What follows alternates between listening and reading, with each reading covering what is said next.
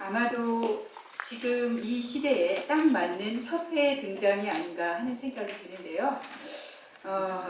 문득 그 윌리엄 블레이크의 시 한 구절이 떠오릅니다. 하늘의 모래에서 우주를 보고 한 송이 들꽃에서 천국을 본다.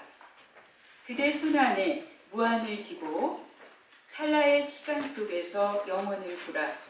Ladies and gentlemen, 좀 웃어주시면 안 될까요? 네, 오늘 금요일 오후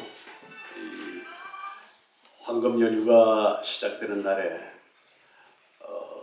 놀러 가거나 아니면 식당을 찾아가거나 하시지 않고 디지털 문학, 새로운 장르로서 디지털 문학의 이름으로 모인 자리에 함께해 주신 것 정말 감사드리며 존경의 마음을 표해 마지 않습니다. 여러분, 한국 문단에는 모든 문예 장르가 모이는 큰 단체가 3개가 있습니다. 한국문예협회가 있고, 그리고 국제팬 한국본부가 있고, 또 한국작가회의가 있습니다. 그 외에도 많은 전문단체들이 있습니다. 지금까지는 이 단체들이 중심이 되어서 문단을 형성해 왔죠. 저도 문학평론가협회 회장을 꽤 오래 했었습니다. 그런데 시대와 상황이 변하고 있습니다. 과거와 같은 방식으로 문학을 응대하는 것은 매우 어려운 일이 되었습니다. 문학은 저만치 앞서서 가는데 사람들은 그걸 뒤쫓아가기에, 문인들은 뒤따라가기에 발걸음이 바쁩니다. 이를테면 시대가 이미 활자매체 문자문화 시대에서 전자매체 영상문화 시대로 바뀌었습니다. 그런가 하면 오늘날의 문학은 과거와 달리 엄청난 속도감을 보여줍니다. 그리고 그 전파성에 있어서도 과거처럼 원고를 나누어 읽고 하던 그런 시대가 이미 아닙니다. 여러분, 여기에서 한국에서 태평양을 건너서 미국의 캘리포니아까지 이수로 얼마나 되는지 혹시 아십니까? 8만 리입니다. 8만 리를 넘어서 원고를 보내는데 1초도 안 걸립니다. 이런 시대입니다. 거기다가 문학이라고 하는 것이 과거처럼 오색 창연한 책갈피 속에 숨어 있는 것이 아니라 이제는 우리 삶의 주변에 피부에 와닿도록 가까이 오고 있는 그런 시대입니다. 그러니까 올림픽에 나가서 메달을 따는 전문 체육이 있는 것처럼 문학에도 오스독산, 과거와 같은 그런 전문 문학이라고 하는 것이 있고, 우리가 친구들과 동네 근린공원에서 배드민턴을 치고 평행봉을 하는 것처럼 이 생활체육이라는 게 있는데, 문학도 생활문학의 시대가 이미 열렸습니다. 그러니까 우리 주변에 우리와 가까이 있는 이 문학을 향유하는 것, 즐기는 것, 이것의 소중함을 어느 누구도 폄하해서 얘기할 수가 없습니다. 생활문학, 새로운 하나의 장르가 되어 가고 있다는 뜻입니다.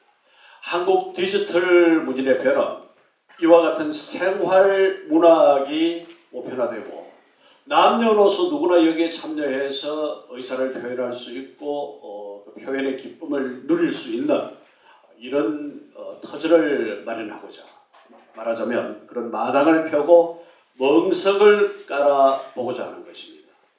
생활문학이라서 그 수준이 꼭 낮아야 한다는 이유는 전혀 없습니다. 예컨대 일본의 하이쿠 같은 문예 장르가 17자로 쓰여지지만 매우 간단한 시지만 이게 이미 세계적인 문예 장르가 되었습니다.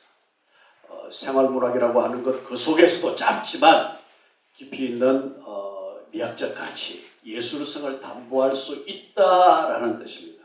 원래 여러분 이 종교 경전이나 이런 유명한 말들은 길지 않습니다. 쉽고 짧습니다. 거기다 우리가 이 디지털 문예협회에 참여한다라고 하는 것은 이 시대의 전위적인 문화 현실에 동참한다라는 이런 의미가 있습니다. 그래서 오늘 여기 오신 분들은 정말 귀한 걸음으로 와주셨고 와서 여기에 잠시 머무시는 동안이 헛되지 않고 보람이 있는 시간이 되기를 바람하지 않습니다. 오늘 이 심포지움에 발표를 준비해 주신 분들, 또 토론에 참여하시는 분들, 그리고 좌장을 맡아서 수고해 주시는 분들, 테마를 다 보셔서 아시겠습니다만 디지털 시대의 이 미래학이라고 하는 것이 어떻게 될 것인가, 또 이와 같은 시대에 익명의 글이 난무하는 시대에 우리가 창작 주체, 그러니까 저작권의 문제를 어떻게 볼 것인가, 이런 매우 중요한 토픽 두 가지를 다루게 됩니다. 나중에 질문도 활발하게 하시고 모두가 참여하는 그와 같은 심포지움이 되었으면 좋겠습니다. 이 행사를 위해서 많은 분들이 보이지 않는 곳에서 수고를 해주셨습니다. 거듭 감사의 말씀을 드리고, 오늘 이 한낮을 함께 우리가 보내는 시간이 우리 삶에서 오래 기억되는 기념비적 순간이 되기를 간곡한 마음으로 바랍니다. 여러분 대단히 감사합니다. 네, 오늘 아침 나오다가 조간신문을 보니까 노벨 문학상을 프랑스의 아나 엘르노라는 할머니가 받았습니다. 그 할머니는 평생에 소설을 쓰면서 자기가 겪지 않은 소설은 한 줄도 쓰지 않는다고 했습니다. 실제로 자기 경험만을 쓴 그런 소설만을 썼다는 것입니다. 우리 디지털 문인협회의 주요 회원들이 다 이 독자들이었습니다. 그 독자들이 다시 이제 작가로 바뀌어가는 과정입니다. 그 과정에서 핸드폰 책쓰기, 핸드폰 글쓰기, 이것이 큰 역할을 합니다. 그러니까 지금 독자들이 우리 회원들이 물론 문단을 통해서 작가가 된 사람도 있습니다만은 대부분은 자기 경험을 지금 문학으로 만들 수 있는 좋은 기회를 맞이하게 되었습니다. 그러니까 우리 회원들이 나이 지긋하신 분이 많은데 이 사람들이 겪은 경력을 자기가 살아온 것을 그대로 쓰면은 소설이 된다 하는 걸 이 엘리노 할머니가 증명해 보였습니다. 그래서 우리는 앞으로의 목적이 우리 회원들이 전부 작가가 되는 것. 그 프랑스의 알랭 바르트라는 평론가 겸 작가가 있었는데 이 사람이 말하기를 독자가 작가가 된다면 그것은 문학의 유토피아가 이루어진다. 이렇게 말했습니다. 이 아주 신장한 말입니다. 문학의 민초들이 작가로 변신하면은 그보다 더 좋은 유토피아가 어디 있겠냐, 문학에 있어서. 문학에서 최고의 유토피아는 독자가 작가가 되는 것이다. 이렇게 말씀을 했습니다. 지금 우리 한국 디지털 문인협회에서 하는 일이 바로 그런 일이다 하는 것을 생각하시면 되겠습니다. 오늘 이 수리작가 디지털 문인협회가 창설 이래 첫 번째 행사를 두 가지 중요한 주제를 가진 심포지움을 했다는 것은 대단히 역사적인 일이라고 저는 생각합니다. 첫째는 우리 디지털 문인협회라는 시대의 부흥에 가장 앞장서서 탄생한 이 단체가 어떻게 바뀌어갈 것인가, 무엇을 향해서 갈 것인가 하는 것을 지금 오태동 박사를 중심으로 해서 토론하게 될 것이고요.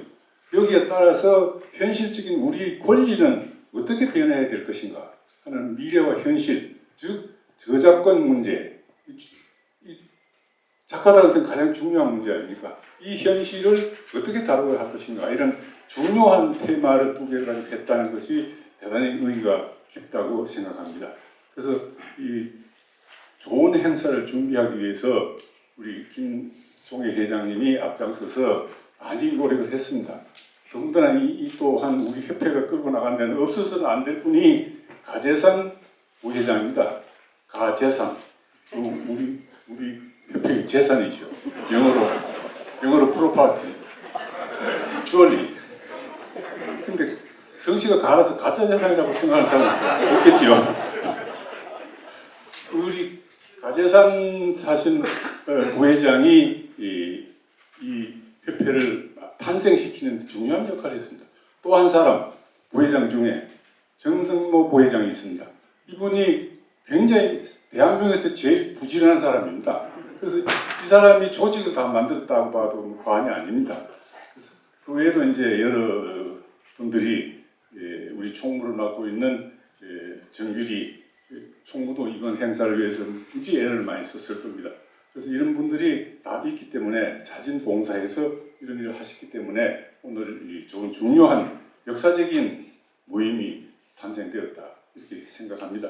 오늘 오태동 발표자와 손수호 발표자 그리고 토론을 해주실 백지혜 교수, 김명훈 교수 그리고 이걸 끌고 나가실 노승우 사회자에게 감사의 말씀을 드립니다. 문학을 사랑하는 여러분, 오늘 이 자리 제1회 학술 포럼에 참가를 해주셔서 대단히 기쁜 감사를 드립니다. 먼저 엄중한 주제의 제1발표자로서 현재 우리 문학이 처한, 특히 디지털 환경에서 문학이 처한 그러한 현황 전개 양상과 앞으로의 미래 전망에 대해서 발표를 드리도록 하겠습니다. 자, 뭐 여러 설명할 거 없이요. 지금 우리 앞에는 엄청난 기술의 혁명, 과학기술의 혁명의 해일이 닥치고 있습니다. 90년대에 인터넷을 비롯해서 월드와이드 웹이 나오기 시작했고 인터넷 월드와이드 웹 환경을 지나서 이제는 뭐 IoT나 모바일 핸드폰 없으면 못 살죠. 폰 사피엔스가 됐는데 모바일 그리고 여러 가지 기술들이 최근에는 뭐 버추얼 리얼리티, 가상현실, 그 다음에 메타버스까지 페이스북도 메타라는 이름으로 회사를 바꿨습니다. 가상현실과 혼합현실 그리고 확장현실, 심지어 믹스드 리얼리티까지 줄기차게 나가고 있습니다. 여러분들 이 환경에서 우리 문학인들이 어떻게 앞을 내다보고 나가야 될 건가 하는 것을 말씀드리도록 하겠습니다.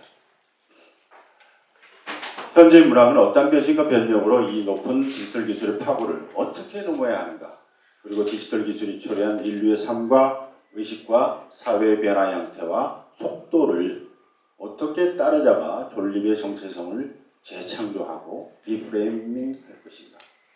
문학이 제한된 독자들의 시간과 공간과 시야를 잡기 위해서는 여타 다른 예술 장르들과 무한한 경쟁을 하는 상황에서 어떻게 변신해야 하는가.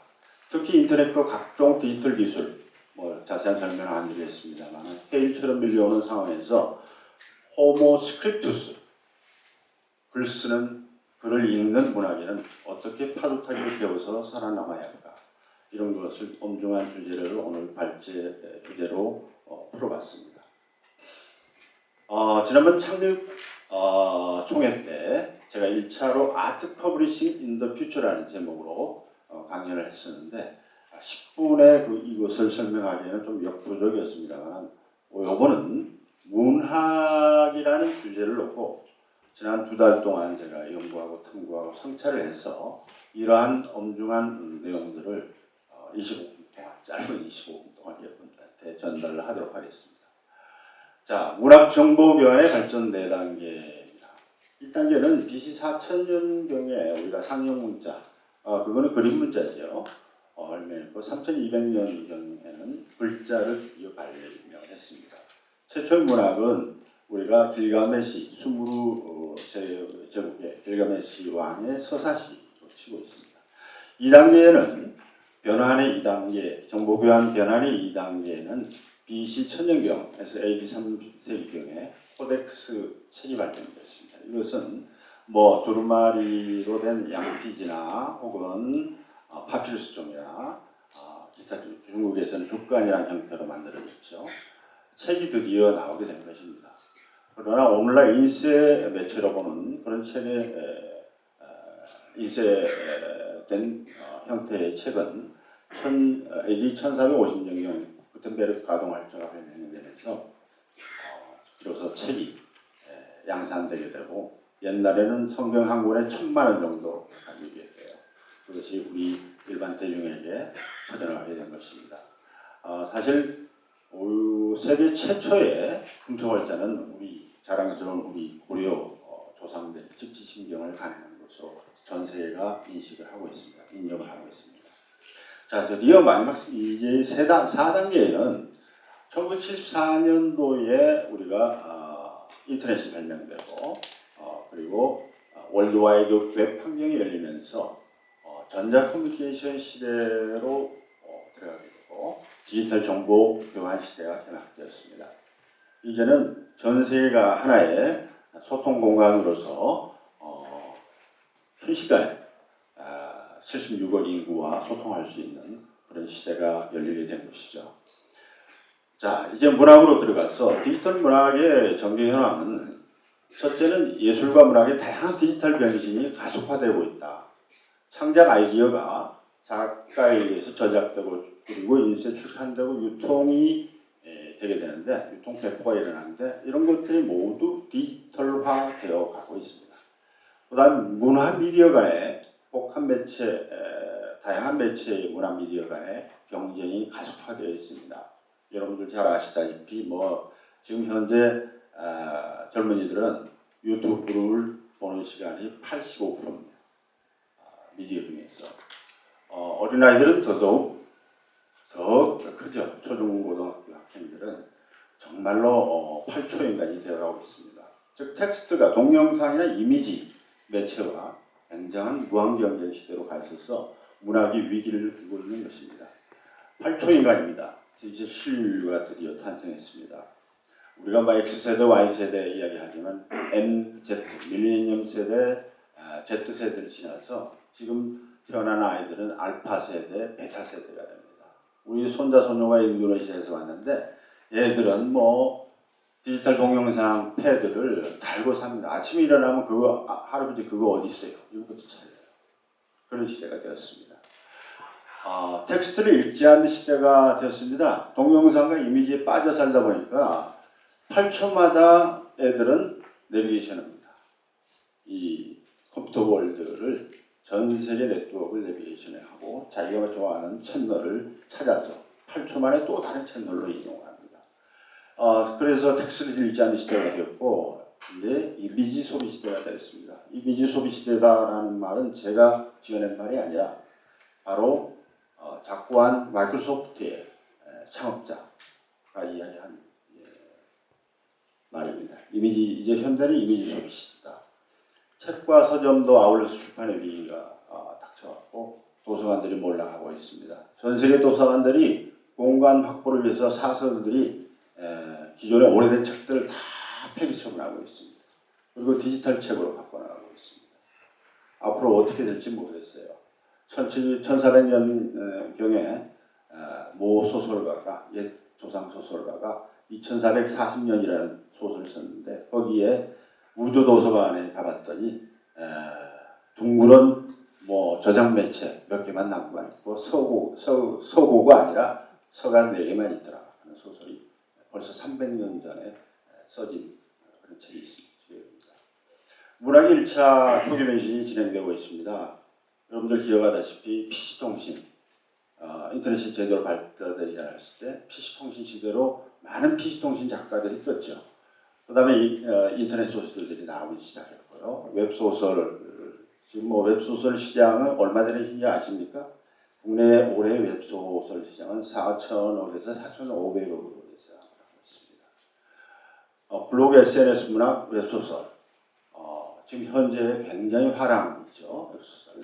그 다음에 멀티픽션 리메이크, 책 픽션, 댓글 디카시, 여기 기회장님도 디카시 협회 회장도 맡고 계십니다만 릴레이 소설, 인터랙티브 픽션, 비주얼 노블, 게임 소설, 우리가 처음 들어보는 뜻도 보도 못한 이런 문학의 새로운 장르들이 나오고 있고요. 더 나아가면 하이퍼텍스트 바이럴 초단편이 나오고 있습니다. 이것은 페이지가 10페이지, 15페이지 안에서 심지어는 10,000단 안에서 끝나는 초단편들이 나오고 있고 시점 자체도 그 책에서 서술하는 이북이나 이런 디지털 노블에서 서술하는 시점은 다 시점으로 되어 있습니다. 1인칭 소설이 아니라 1, 3, 2인칭 이걸 왔다 갔다 하는 그런 소설로 굉장히 다이나믹하게 진행되고 있고요. 더더군다나 작가가 일방적으로 콘텐츠를 딜리버리하던 시절에서 이제는 인터랙티브 스토리텔링을 합니다. 독자도 참여해서 양방향으로 소설 완성에 들어갑니다. 즉 옴니버스식 라이팅을 하게 됩니다. 옴니버스라는 말은 여러 사람들이 함께 타고 한 버스를 타고 가면서 행선지를 가는 거지요. 그런 옴니버스식 라이팅이 일어나고 있습니다. 하이퍼미디어, 트랜스미디어, 멀티미디어 라이팅이 가능해지고 있고요. 그것들은 특히 어린 유아책을 보시면은 정말 동영상과 텍스트와 그림이 묶어져서 나오는 그러한 것들을 여러분이 접하고 계실 겁니다. 텍스트와 하이퍼텍스트, QR코드, 비주얼, 뮤직, 퍼즐 이런 것들이 책에 다 녹아 들어가가지고 추리소설의 경우에는 탐정이 범인 찾기를 퍼즐을 내가지고 독자가 컴퓨터에서 인터랙티브하게 그 범인을 잡는 것을 같이 하게 됩니다. 자, 이러한 현대의 디지털 문학의 정책 비평을 좀 하자면은 현 디지털 문학이 스낵컬처라고 합니다. 5분에 10분 정도 그런 작품들이기 때문에 스낵컬처 문학이 진정 문학인가 하는 그런 도전을 받고 있고요. 전통 문학의 정체성 위기와 논란이 초래되고 있습니다. 문학의 정의 개념, 형질, 위상, 양식 개편이 전면적으로 도전을 받고 있습니다. 이것은 아마 피할 수 없는 긴 여정이 될 것입니다. 디지털 인문학이 변신하고 있는데 이것이 오류를 반복을 하고 있습니다. 디지털 인문학은 처음에는 디지털 문학이 아닌 인문학이 15년 전부터 봉착한 어려움은 뭐냐면은 디지털의 변화를 제대로 읽지를 못했어요. 그래서 인문학적인 과거 서적들을 디지타이즈, 즉 디지털로 문헌을 바꾸는 작업만 열심히 했었습니다. 그런데 5년 전부터 성찰이 돼서 지금 디지털 인문학이 새로운 방향 모색에 엄청난 열정을 하고 있습니다. 우리 문학인들도 늦었지만은 지금 기존의 유명한 소설이나 작품들을 디지털 환경으로 바꾸어서 올리는 재퍼블리싱, 재출판하는 그런 형식에서 빨리 탈퇴해서 진정한 디지털 문학을 우리가 찾아나가야 됩니다. 저작 도구 텍스트의 디지털 전환 수준에 머물지를 말아야 하는 것입니다. 새로운 방향을 찾아야 하는 것입니다. 탈문자화 시대에 전통 문학이 실종위기, 그러면 이걸 어떻게 볼 것인가? 그리고 독자층은 읽지 않는다, 읽히지 않는 텍스트는 좋은 것이 아닌가? 라는 반성을 해야 될 것이고요. 심지어 우스갯소리로 독자보다 작가가 더 많다. 그런 시대가 됐어요. 예. 그 다음에 W 리더, 이거는 라이터 리더입니다. 독자가 라이팅을 합니다. 인터넷에 들어가 보시면 엄청난 시와 그 다음에 소설, 마이크로 소설이라고 그러죠. 그런 것들이 나타나고 있고 작가이자 독자인 시대, 나도 작가, 인디 작가 시대가 됐습니다. 그래서 전통 등단 체제가 붕괴가 되고 누구나 등단 없이 작가가 되는 세상이 되었습니다. 여기에 따라서 작가의 수준과 질 문제가 되었고요. 거기에 대한 문학계의 대응과 대처, 위기 극복 방안이 아직은 미흡합니다. 한골 탈퇴의 정체성의 대변력이 필요하다고 하겠습니다. 문학의 인문적 예술 가치를 재정립할 필요가 있겠습니다. 문자 텍스트 기반의 창작형의 수용이 한계가 있습니다. 이미지가 휴먼 인터페이스 기본인 시대입니다.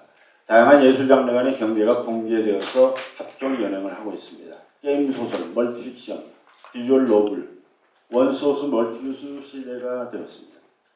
코덱스 책 형식이 붕괴, 다양한 책의 진화가 시작됩니다. 독일 디지털 시학 전시회에서는 시인들이 모여서 포에이시스라는 시작법, 디지털 시작법 교과서를 펴냈습니다. 그리고 그 전시회에서 디지털 시위를 선보였습니다. 시까지 이제 그렇게 된 겁니다. AI 창작 인공지능 작가가 탄생했습니다.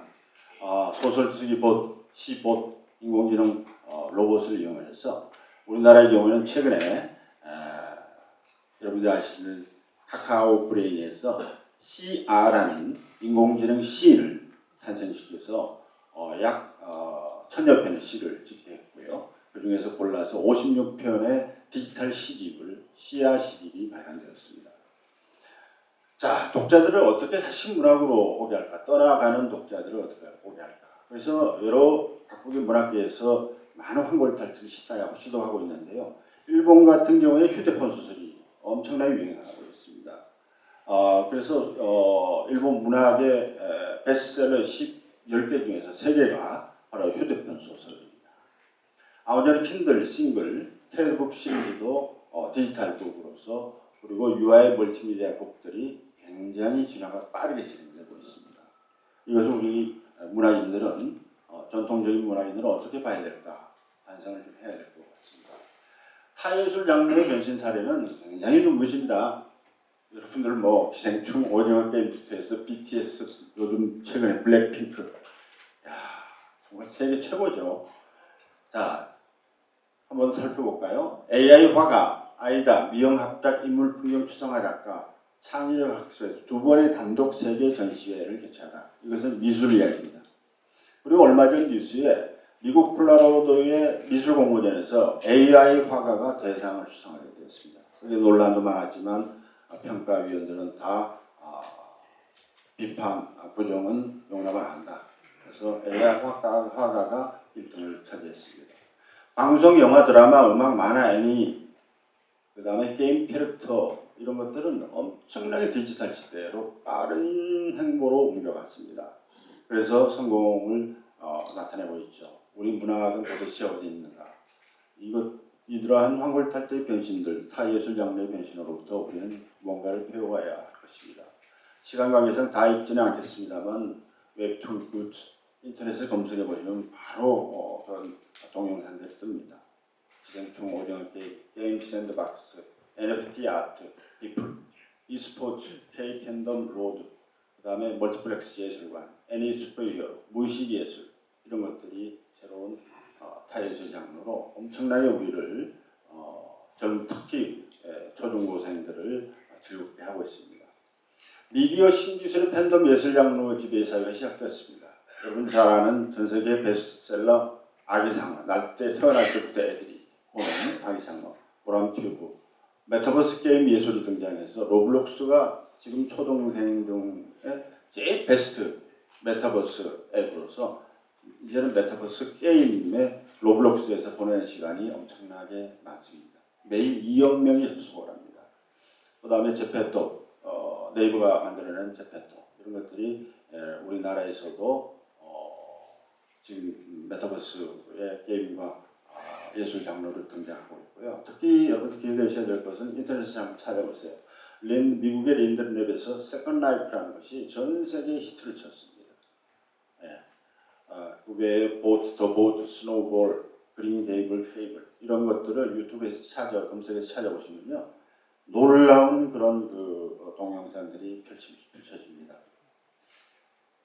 자, 포스트 이북 시대가 도래하고 있다. 아날로그 감성과 디지털 기술 융합이 조화된 그다음 문학의 생존과 소멸의 갈림길의 중요한 시기다. 지금 현재가 미디 간의 경쟁과 도태 어떻게 극복할 건가? 문학의 변신과 확장 가치 재정립, 페멜 폭스, 드래곤 나이트, 반대프리 이렇게 문인들이 변신해야 된다고 제가 신조어로 만들어냈습니다.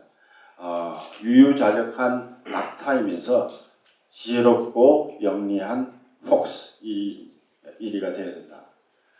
드래곤 나이트는 조금 더 설명을 더 드리고요. 그 다음에 시대의 어둠을 알리는 반딧불이의 빛을 잃지 말아야 된다. 컨버전스, 다이버전스는 우리 지금 현재 시대 변화의 키워드입니다. 여기에 카멜레온적인 변신을 해서 다매체 다채널 전략의 주요한 그런 문학 작품을 만들어내야 됩니다. 문학 퍼블리싱 밸류 체인이 붕괴되고 있습니다. 저작, 출판, 배포, 유통 사이클 압축화. 특히 여기 출판인들이 많이 계시는데 미국에서는 책 출판을 앞으로 미래에 소멸될 비즈니스를 보고 있습니다. 왜냐하면 워낙 큰 고정비를 극복하지 못해서 그렇습니다. 그래서 디지털 책과 인쇄 출판이 대결할 때는 그건 불보듯이 미래가 점쳐진다 이렇게 예측을 하고 있습니다. 고정비를 줄이세요 출판인들. 어쩔 수 없는 문학의 기술 기기와 변신 어쩔 수 없습니다. 시대 변화가 그렇기 때문에 독자 소통과 공감이란 기술과의 상생 공존을 꾀해야 됩니다. 인간성 기반의 디지털 문학 신대륙을 찾아내야 됩니다. 기술과 인문이 조화로운 세상을 다시 창조해내야 됩니다. 정말 하나하나 쉽지가 않은 엄청나게 중요한 것이죠. 그것까지 두 번째는 문학의 생존 모델을 마련해야 됩니다. OWH의 기본적인 방법만 기본에 충실해서 만들어내야 되고요. 창조성 이슈를 극복해야 됩니다. 리카피는 안 됩니다. 재매체화를 뛰어넘어야 됩니다. 재매체화를 뛰어넘어야 됩니다. 킬러 콘텐츠를 개발해야 됩니다. 문학의 폭과 깊이와 넓이를 확장해야 됩니다. 과거의 수구적으로 옛날의 전통적인 문학의 바운더리를 벗어나서 새로운 문학 우주를 항해해야 됩니다.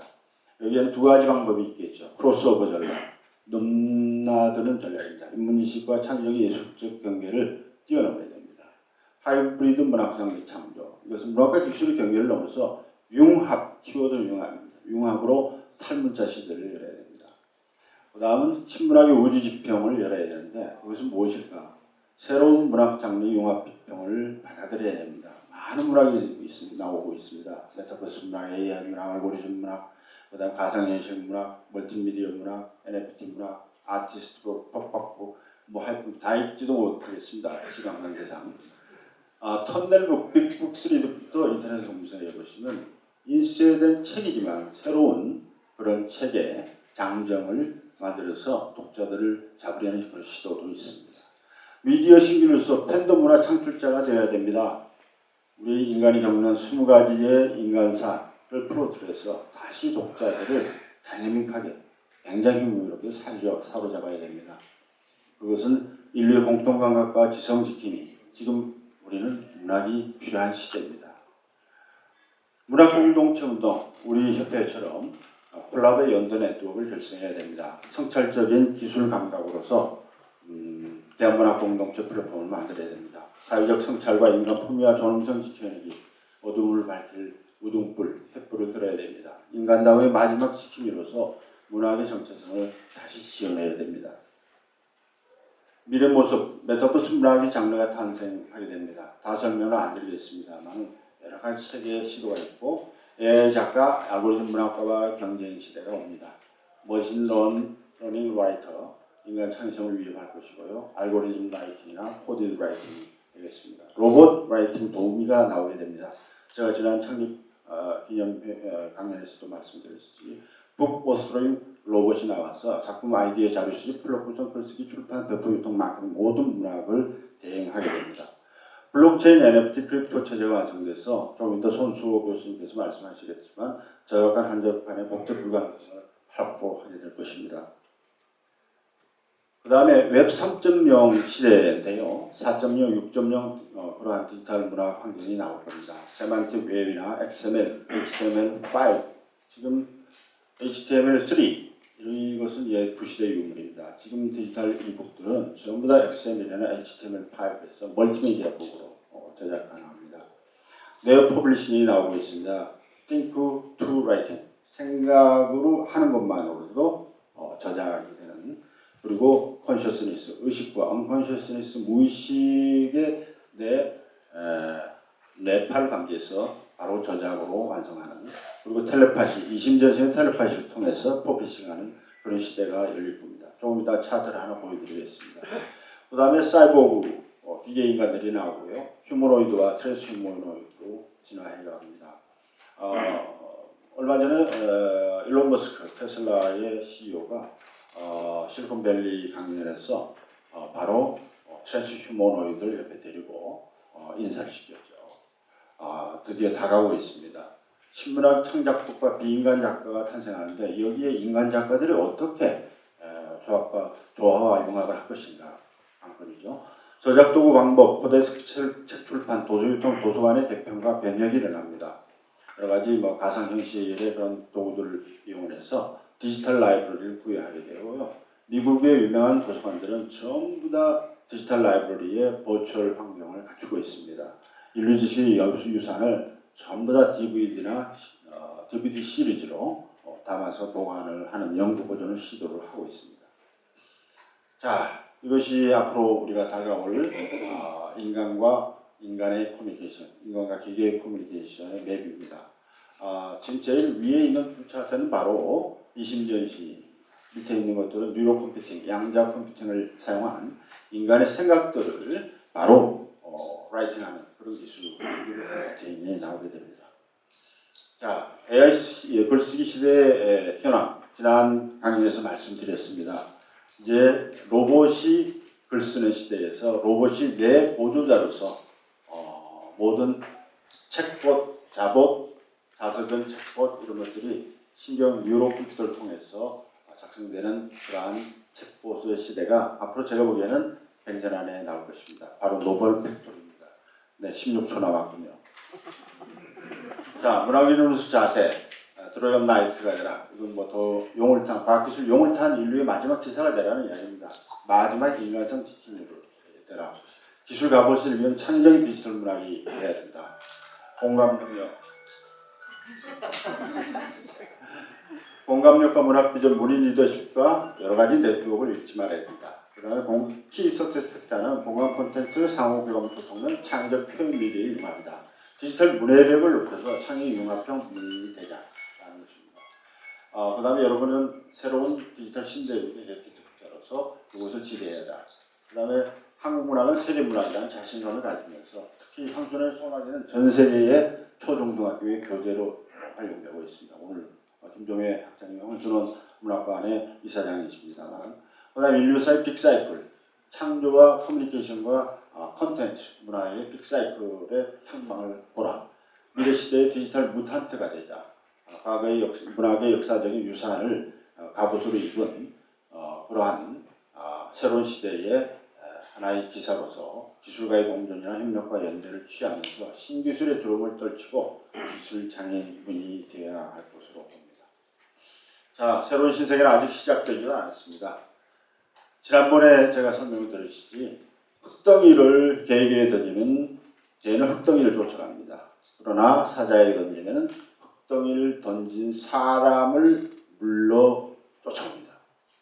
따라서 변화의 흙덩이를 여러분들은 정확하게 그 원인과 근원을 파악하고 변화의 본질을 보는 눈이 있어야겠습니다. 충청도 시골에서 이제 SRT를 타고 올라왔거든요. 올라와서 되게 오랜만에 또 서울에 왔는데 굉장히 어떻게 보면 되게 낯선 느낌이 많이 듭니다. 도시 한복판에서 이렇게 뭔가를 하는 것도 참 오랜만이라는 생각이 들고요. 또 거기에다가 이제 발표 주제가 굉장히 광범위하고 미래에 대한 얘기라서 저한테는 굉장히 낯선 조건입니다. 저는 대학에서 부교사가 되기 위해 모인 학생들에게 현대 소설을 가르치고 있거든요. 황수원의 소나기 같은 작품들을 이제 가르치고 있는 상황이라서 사실 그 미래에 대해서 그렇게 깊이 생각해 보지는 못했습니다. 제가 이런 말씀을 미리 드리는 이유는 제 토론문이 조금 부족하더라도 조금 이해해 주십사 부탁드리고자 말씀드리는 거고요. 발표문을 잠깐 이용하면서 그 질문이라고 하기보다는 제가 이 발표문이 가지고 있는 기본적인 문제의식에 대해서 제 생각들을 좀 덧붙이고 발표자님께 의견을 구하는 방식으로 토론을 진행하겠습니다. 발표문에서 강조하고 있는 것처럼 지금 그 PPT에서는 상대적으로 조금 적게 다루셨는데요. 제가 받은 발표문에서는 그 정보통신 기술의 비약적인 발전이 현 인류의 인지적 경험에 엄청난 변화를 유발하고 있고 그것이 인간의 어떤 문해력에 굉장히 심각한 영향을 미치고 있다는 점을 많이 강조를 하셨더라고요. 물론 전통적인 매체, 인쇄 매체 역시 여전히 중요한 정보의 원천인 것은 맞지만 디지털 미디어를 통해 생산되는 데이터에 대한 의존성이 예전과는 비교할 수 없을 정도로 커진 것이 현실입니다. 문자, 종이, 그리고 대량 인쇄 복제 기술을 통해 번성했던 문학 또한 정보통신기술의 혁명 속에서 기존의 위상을 상실한 지 오래되었습니다. 이른바 문학의 위기라는 위기 담론인데요. 이 문학의 위기라는 그 담론이 워낙 예전부터 오랫동안 반복되어 왔던 주제라서 이제는 조금 진부한 느낌이 들기도 하는데요. 그러면서도 다시 한번 이 질문을 한번 반복해 보았습니다. 제 머릿속에서 다시 한번 반복해 보았습니다. 현아 이제 문학의 위기다라고 했을 때 그 위기의 본질은 무엇인가? 라고 되묻게 되면 돌아오는 질문은 문학이란 다시 무엇인가라는 물음입니다. 문학을 전공으로 공부하는 사람들도 있지만 저같이 이제 문학을 공부하는 대상으로 생각하는 문학학을 하는 사람들도 있지만 일반적으로 우리가 문학이라고 하면 언어예술로서의 문학을 보통 말하게 됩니다. 이때 언어예술로서의 문학이라고 하는 것은 시나 소설 같은 것들을 말하는 것이겠지요. 그리고 주제하듯이 이렇게 언어예술로서 문학을 규정하는 방식은 아주 지극히 근대적인 구분 방식입니다. 그리고 지금 논의하고 있는 문학의 위기 또한 근대에 들어서면서 번성한 그 근대 문학 개념 주변에서 발생하고 있는 것은 아닌가라는 생각이 들었습니다. 정보통신기술의 비약적인 발전이 전통적인 인쇄매체에 의존하는 문학의 위기로 작용한다고 보기 때문입니다. 아마도 이러한 문제의식은 문자와 인쇄매체의 긴밀한 관계를 인식하고 이를 활용하여 문해력을 키웠던 근대인들, 여기 있는 모든 분들이 다 근대인들 아니겠습니까? 근대인들의 경험에서 비롯되었던 것이 아닌가라는 생각이 들었습니다. 지금 문제 삼고 있는 문학의 위기라는 담론이 기실 근대 문학의 위기에 불과하다면 이 위기 담론은 과장된 것이 가능성이 높습니다. 언어가 인간의 의식작용에 미치는 영향, 아름다운 것에 대한 인간의 욕망 등을 고려할 때 언어를 매개로 하는 예술활동으로서의 문학 자체가 미디어나 환경의 변화 때문에 멸종한다고 예측할 수는 없기 때문입니다. 차라리 인류가 멸종하는 게 더 빠를 것이다 라고 저는 생각을 하는데요. 그리고 이 바로 제가 방금 앞에서 말씀드렸던 이 농담인데요. 이거 농담으로 한 얘기인데 저는 그 현재 인류가 가까운 시일 내에 당연히 멸종하거나 다른 종이 될 거라고 저는 생각하지 않습니다. 따라서 이 농담은 언어와 예술이 인간의 본능이나 본질과 긴밀한 관계를 맺고 있다는 사실에 대한 저의 변함없는 믿음을 표현한 것입니다. 그러니까 근대 문학이 멸종한다 하더라도 문학은 멸종하지 않는다. 이게 제 기본적인 생각입니다. 문학은 인간이 만들어낸 문화에 불과하지만 인간의 본질, 본능과도 관계된 것이기 때문에 그 양태가 바뀐다 하더라도 양식 자체가 사라지지는 않는다는 것, 그리고 그 이등을 문학의 생산 주체인 인간의 멸종과 관련지어서 말씀을 드린 건데요. 그런데 제가 파악하기로는 발표문에서는 정말로 현재 인류와는 조금 다른, 전혀 다른 인류의 출현을 예상하고 있는 것 같습니다. 아무래도 미래에 대해서 전망을 하시다 보니까 그러셨을 것 같은데요. 이렇게 되면 제가 어쩌면 이 위기 담론이라는 것은 과장된 것이다 라고 말했었는데, 만약에 이게 정말 인류의 어떤 인지적 변화 혹은 다른 종으로의 변화를 전제한다면 이건 근대 문학의 위기다 라고 무시하고 넘어갈 수 있는 현상이 될 수가 없게 됩니다. 근대 문학의 위기는 새로운 미디어에 적응하는 새로운 인간들에 의해 자연스럽게 극복될 문제이기 때문에 저는 별로 문제적이지 않다라고 생각을 했거든요. 웹소설 같은 양식들이 이미 그 가능성을 아까 발표 중에도 말씀하셨는데 굉장히 큰 가능성을 보여주었고, 그 외에도 다양한 형태의 인터페이스나 플랫폼을 활용한 글쓰기가 새로운 문학의 지평을 열어 보일 것입니다. 저는 디지털 시대 환경에서의 문학이라고 하는 것이 크게 보면 기존의 글쓰기와 비교해 봤을 때 언어를 매개로 한다는 것에서 있어서는 큰 차이가 없고, 가장 큰 차이라면 기존의 글쓰기가 선형적 글쓰기였다면 이제는 비선형적이고 그리고 조합적인 글쓰기가 가능해졌다는 점 정도로 보입니다. 아까에서 사례로 보셨던 모든 것들이 이런 비선형성과 조합 가능성 같은 것들을 보여주는 사례였다고 생각을 하고요. 이건 창작의 뿐만 아니라 수용의 측면에서도 마찬가지라고 생각을 합니다. 수용의 측면에서도 비선형적으로, 그러니까 원하는 부분을 원하는 때에 아무 때나 가지고 와서 읽을 수 있는 비선형적인 독서, 그리고 여러 가지 정보를 조합할 수 있는 하이퍼텍스트 형태의 독자 수용의 가능성, 이런 것들이 있을 뿐이라고 저는 생각을 했습니다. 그러니까 이런 낙관적인 생각의 전제는 무엇이냐 하면 새로운 미디어는 수단일 뿐, 문학을 생산하고 향유하는 인간의 본질은 바뀌지 않는다. 따라서 문학의 역사가 운전하듯 문학을 새로운 미디어에 의해 새로운 스타일로 재탄생할 것이다. 이렇게 저는 생각을 하고 있습니다. 밑에는 박완서 선생님의 인용 말씀이신데요. 박완서 선생님도 그냥 저와 비슷한 얘기를 하고 계십니다. 그러니까 박완서 선생님께서 80년대 이제 컴퓨터가 보급되면서 그전에는 펜으로 글을 쓰시다가 컴퓨터로 글을 쓰니까 주변 친구들이 너 그러다가 글을 예전처럼 정성들을 쓰지 못하게 되면 어떡하냐 이런 얘기를 하니까 박완서 선생님께서는 전혀 그렇지 않다라는 말씀을 하셨거든요. 그것보다 예전보다 오히려 글을 쓰는 시간이 더 오래 걸린다 라는 말씀을 하셨어요. 그러니까 박완서 선생님은 미디어란 도구에 불과하다. 되게 구태의연한 생각인데 이렇게 말씀 저랑 같은 생각이신데 펜이든 워드 프로세서든 박완서 선생님의 소설은 변하지 않습니다. 박완서 선생님의 표현 그대로 기계가 인간의 생각하는 속도를 따라가기 때문에 그렇다는 뜻이죠. 그런데 그렇죠. 그러니까 인간이 미래를 통제한다는 것, 미래를 통제하는 인간의 사유 능력이란 언어처럼 구조화되어 있다는 것, 이런 생각이 위에 그래도, 그리고 제가 문학의 미래를 낙관적으로 보는 이유이기도 합니다. 그 발표문을 읽으면서 저의 이 낙관적인 생각이 참 철없는 생각이구나 라는 생각을 많이 하게 되었습니다. 인간이 지금과는 다른 종이 된다면, 다른 방식으로 사유하는 혹은 사유하지 않는 그런 종이 된다면 문학은 더 이상 필요하지 않을 수도 있기 때문입니다.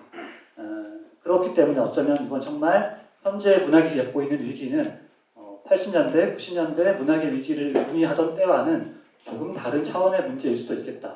훨씬 더 근본적인 문제일 수도 있겠다라는 생각을 하게 되었습니다. 그런데 그렇다 하더라도 이게 문학의 위기는 분명한데 이게 인간의 위기인가라는 질문에 대해서는 저는 아직 확실하게 답을 찾지는 못했습니다. 약간의 고민이 생기는데요. 저나 여기 계신 분들은 대부분 문학 전공자이시거나 문학을 좋아하시는 분들이시기 때문에 문학의 위기가 되게 심각하게 느껴질 수도 있을 것 같은데 한편으로 그 문학을 전공하지 않는, 문학에 관심이 없는 사람들의 관점에서 보자면 문학의 위기는 되게 좀 사소한 문제일 수도 있겠다라는 생각이 들었습니다. 인간의 사유 능력의 변화가 발생한다고 해도 그것이 인간의 멸종을 의미하는 것이 아니라면 아주 비관적으로 봤을 때 문외화가 된다 하더라도 그것은 아무런 문제가 되지 않는다라고 볼 수도 있겠다라는 생각이 좀 들었습니다. 저의 관점에서는 이 문제는 현재 문학의 위기와 디지털 문학의 미래에 대한 이 주제에 대한 저의 관점에서 이 문제는 인류의 언어적 사유 능력을 보존하는 것의 중요성에 대한 논의로 귀결되는 것 같습니다. 글자를 읽고 쓰는 행위는 그 행위를 통해 타인의 생각과 감정을 주고받는 것, 그게 문학을 생산하고 향유하는 최소한의 방법이자 정의입니다. 저는 여전히 이 최소한의 문학 활동이 디지털 시대에도 본질을 바뀌지 않는다라고 생각합니다. 한편 박지원 선생님께서는 디지털 시대를 좀 비관적으로, 저는 그렇게 좀 읽었었는데요. 오늘 발표를 듣다 보니까 전혀 그렇지 않으시다라는 걸 다시 확인해서 좀 잘못된 질문일 수 있겠는데요. 그래도 여전히 강조하셨던 것이 무엇이냐 하면 문학인의 어떤 그 자세로서 문학인이 인간성을 수호해야 할 중요한 어떤 위치를 가지고 있다라는 설명을 계속 해주셨거든요. 근데 왜 그 현재 디지털 시대의 그 문해력, 리터러시의 문제를 비관적으로 인식하고 계신지에 대해서 사실 저는 굉장히 궁금하거든요. 그런 얘기들이 굉장히 많은데 문해력에 대한, 리터러시에 대한 비판적, 특히 젊은 세대에 대한 비판적 관점이 굉장히 많은데 그 이유가 어떻게 구성되는 걸까에 대해 좀 관심이 있습니다. 왜 그렇게 비관적으로, 문해력에 대해 비관적으로 이해할까? 연구 결과를 보면 지금 젊은 세대의 문해력이 생각했던 것보다 굉장히 높게 나와서 오히려 문제가 약간 지금 그 문제 제기 방식이 잘못된 것이 아닌가라는 얘기가 나오고 있는 상황이라서요. 그래서 이런 인식은 어떻게 만들어지는 것일까라는 생각을 좀 일단 했고요.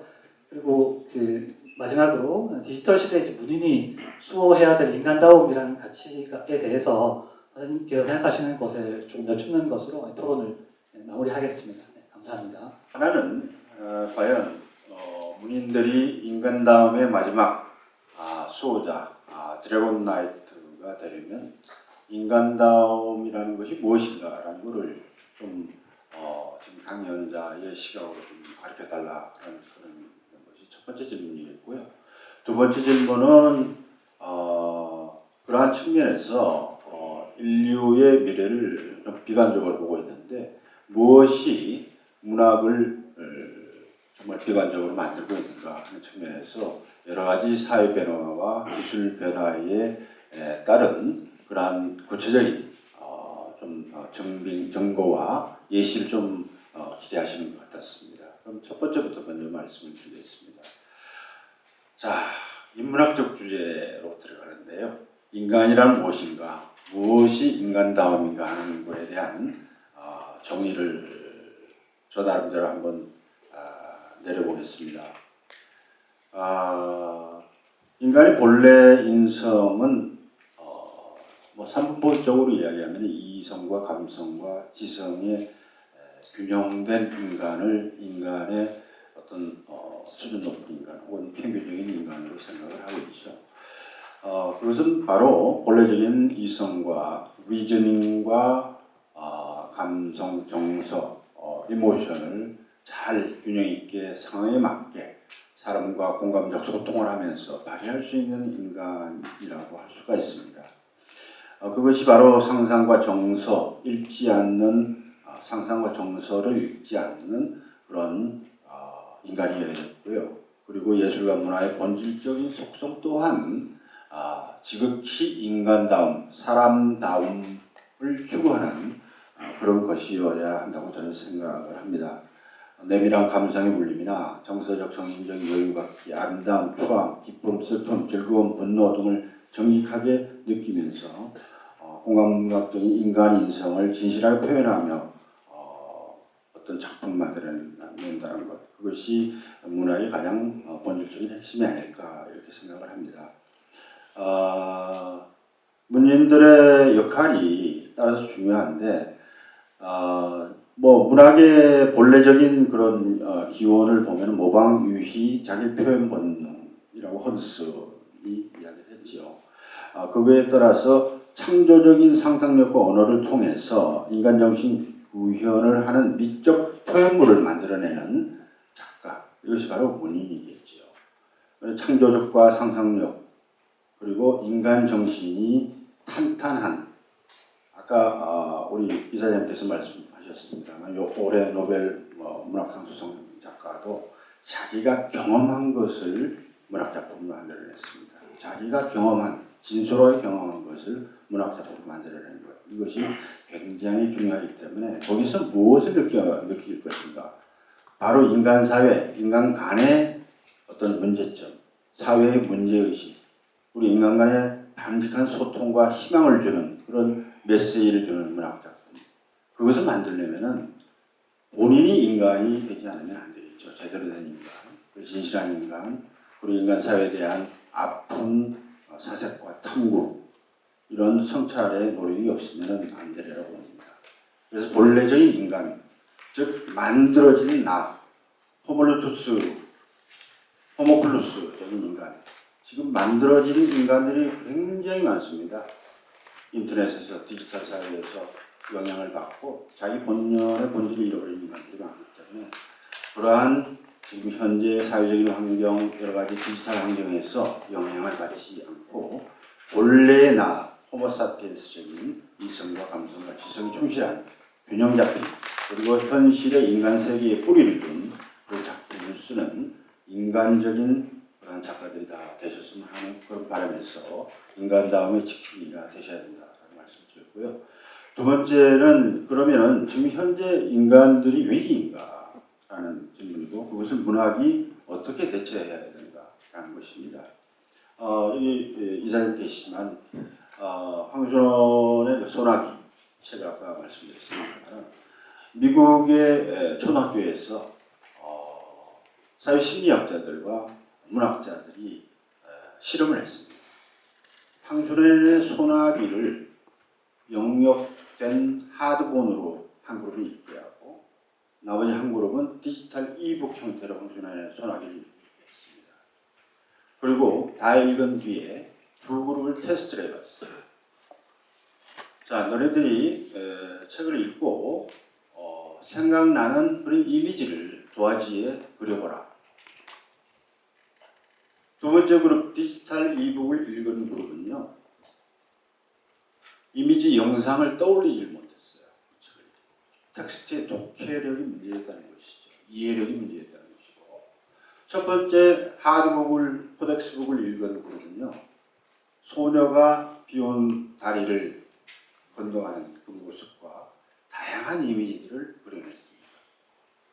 그것의 차이는 뭐냐면 바로 지극히 지금 현재의 문제점, 디지털 세계의 문제점을 드러내는 것입니다. 많은 대학에서 지금 이 부분을 아날로그 텍스트와 디지털 텍스트를 실험과 연구를 통해서 그 플러스와 마이너스 부정적인 효과를 긍정해내고 있는데요. 첫째는 뭐냐면 어휘력이 심각하게 떨어진다. 디지털. 그 다음에 문해력이 없다. 토론 능력이 없다. 읽기 회로가 꼬여있다. 공감력이 없다. 판단력이 없다. 사회 지능 지수가 지극히 떨어져요. 맨날 핸드폰에 빠져있어요. 그래서 이러한 환경에서 여러 가지 연구 결과들이 나오는데 우리나라에서도 나왔습니다. 교육평가진흥원에서도 나왔는데 뭐라고 나왔냐면은 중3 학생 10명 중에 2명은 책을 제대로 이해하지 못한다.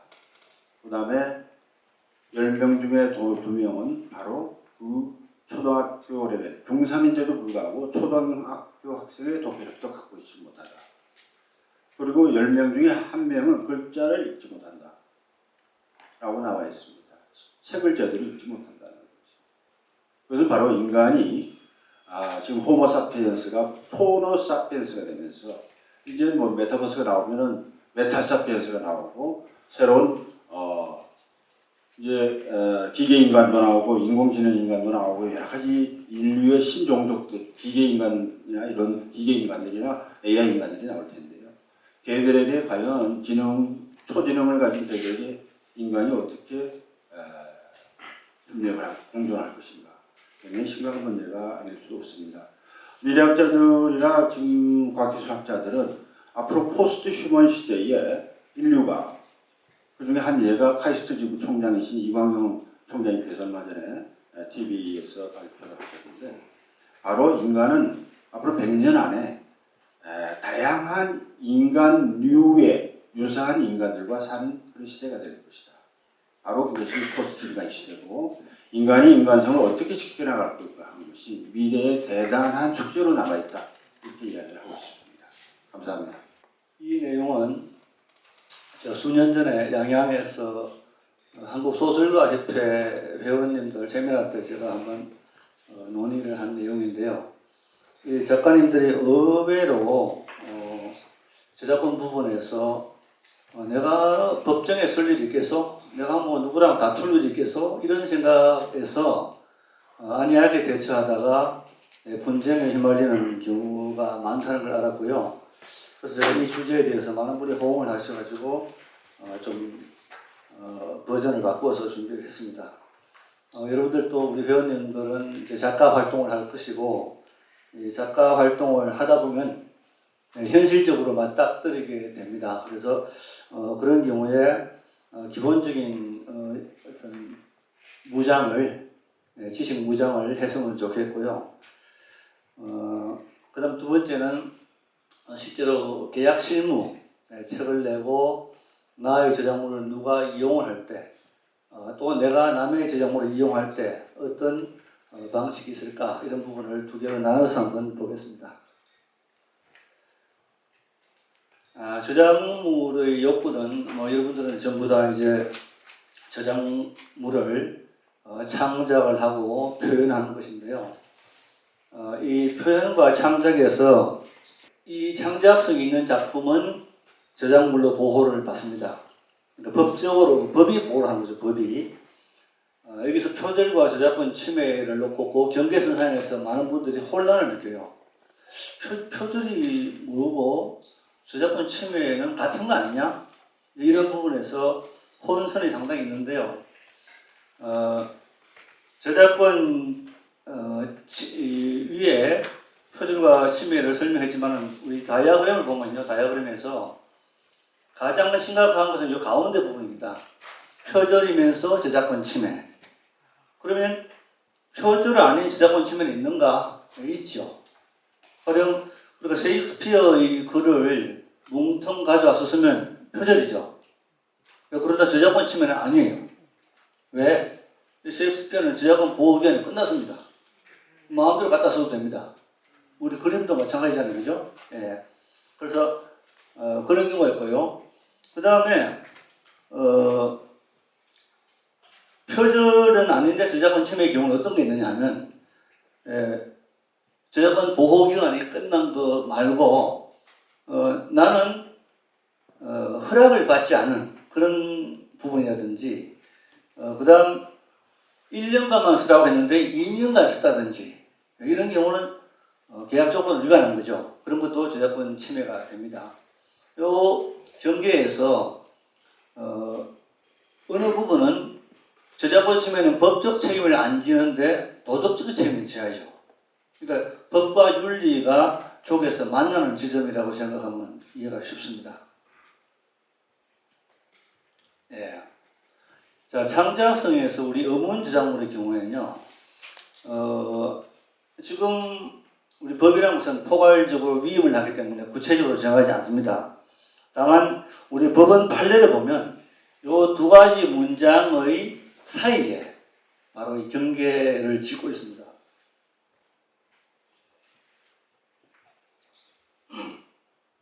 자, 우리 1000만 관객을 동원한 왕의 남자에서 나 여기 있고 너 거기 있어라는 대사가 나와요. 영화 첫 부분에. 이게 사실은 이제 유행어가 됐습니다. 근데 이 대사가 사실은 한예종의 모 교수님이 연극 대본에 쓰던 거예요. 실제로 대학로에서 연극화되었습니다. 이 제목이에요. 이 이빨이 아니고 이 머리 벌레 있죠. 머리 단 벌레. 이 제목으로 공연됐기 때문에 그 바닥 사람들은 다 알아요. 저 대사를. 그걸 자기 허락받지 않고 영화에 썼다 해가지고 소송을 했습니다. 자, 이걸 놓고 판사가 고민을 하는 거죠. 야, 저게 창작성이 있는가? 네, 없다고 봤습니다. 우리 흔히 일상에서 쓰는 대사다. 그러다 한참 뒤에요. 자, 우리 신촌의 현대백화점에 어떤 매장에 난 우리가 좀 더 청춘에 집중했으면 좋겠어라는 글을 써붙였습니다. 저거는 앨범 자켓에 나오는 내용이에요. 자, 좀 창작품 있을까요, 없을까요? 네. 자, 저 법원에서는요, 저 자체가 있다고만 한 게 아니라 저기에 창작성이 있어 보인다. 거기에다가 백화점이나 상업적인 공간에 썼기 때문에 침해라고 봤습니다. 그럼 우리 대가는 이제 감이 잡히죠. 나 여기 있고 너 거기 있어도 괜찮아. 저거는 걸릴 것 같아. 이게 바로 음원 저작물에서 창작성에 관한 기준입니다. 자, 우리 또 하나 우리 작가님들이 혼란스러운 게요. 가장 많은 분쟁이 바로 아이디어와 표현이에요. 자, 아이디어는 보호하지 않습니다. 왜냐하면 표현의 자유, 사상의 자유를 위해서. 그럼 아이디어가 어디까지가 아이디어냐? 역사적인 사실, 수학 공식, 어떤 줄거리 이런 것들입니다. 그래서 이 선덕여왕 사건이 유명한데요. 여러분 이 드라마 많이 보셨죠? 미실 나오는 거. 저도 아주 재밌게 봤는데 이 드라마에 보면 이 선덕여왕이 어릴 때 이름이 덕만이에요. 그죠? 이 덕만이가 중앙아시아에서 아주 고생합니다. 고난의 어린 시절을 보내면서 아랍어도 익히고 비즈니스를 익혀가지고 성장한 후에 신라에 다시 들어와서 왕이 돼요. 선덕여왕이 왕이 되는 건 다 알죠. 삼국 사기에 나오고 삼국사에 나오고 그것은 아이디어죠. 누구나 공유하는 아이디어입니다. 독점을 못합니다. 그런데 덕만이가 어린 시절을 중앙아시아에서 고생한 이야기는 어느 드라마 작가의 작품에 나와요. 그 드라마 작가가 내 거 뺏겼지? 이러면서 소송했습니다. 자, 이걸 1심, 2심 막 뒤집히고 대법원 가서 어떻게 결론이 났냐면 저 왕조 시대에 후계자가 다른 나라에서 고난을 겪는 것은 흔히 있는 설정이다. 이렇게 봤습니다. 그러니까 이것도 아이디어를 보는 거예요. 아이디어. 보지 않았습니다. 아시겠죠? 그러니까 내 거를 왜 뺏겼었나 할 때 표현 말고 이런 구상, 설정, 구도 이런 것은 보호하지 않는다는 겁니다. 법에서. 자, 이것은 윤리적인 문제는 별개입니다. 예. 자, 그리고 이제 창작자 중에서 내가 너 그거 쓰라고 내 생활 빌려주고 원고료도 미리 줬는데 그거 내 거 아니야? 예, 특별한 계획이 없으면 아닙니다. 아무리 지원을 해도 창작자가 제작자입니다. 그 다음 보조자.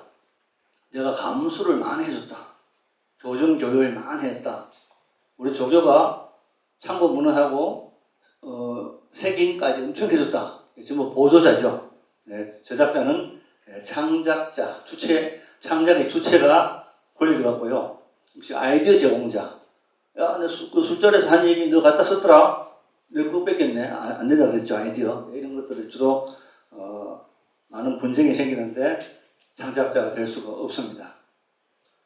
자, 그다음 저작권 침해와 표절을 구분할 때 아까 1번이 창작성이고요. 두 번째는 시간성입니다. 자, 저작권 보호 기간이 있습니다. 이것은 영원한 권리가 아닙니다. 기본적으로는 저작자 사후 70년이에요. 긴가요, 짧은가요?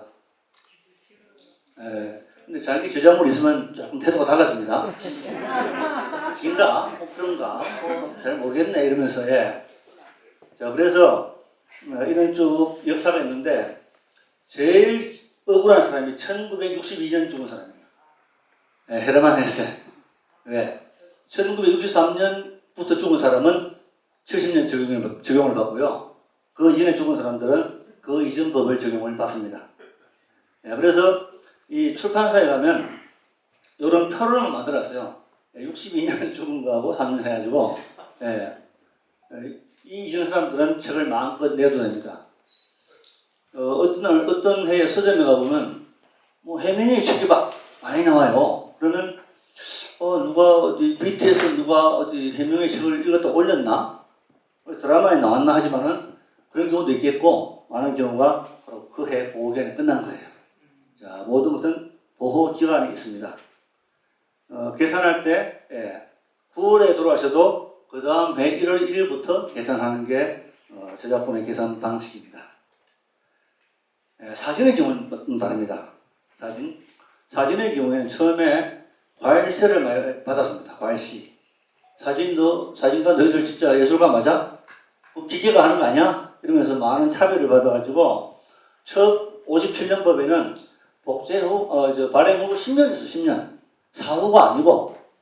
그러다가 나중에 이제 쭉쭉 바뀌어가서 지금은 다른 장르와 똑같은 대우를 받고 있습니다. 그래서 예를 들어 이런 작품 있죠.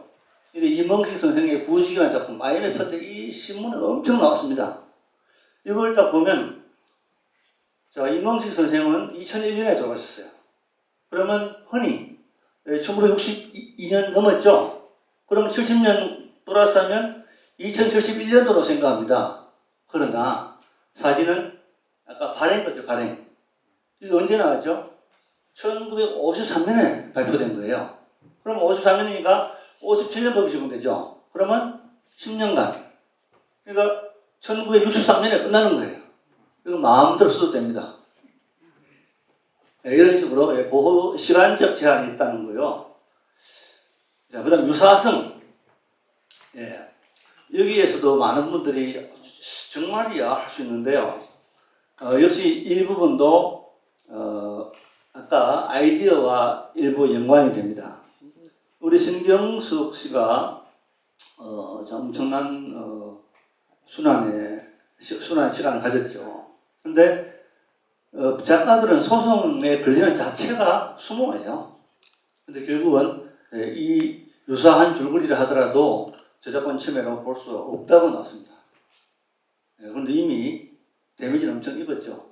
우리 드라마 우영우에서 어느 중소기업 대표가 소송을 이겼지만 이미 시장은 바뀌어버리죠. 그런 식으로 유사성은 이런 기준으로 판단합니다. 자, 상당성.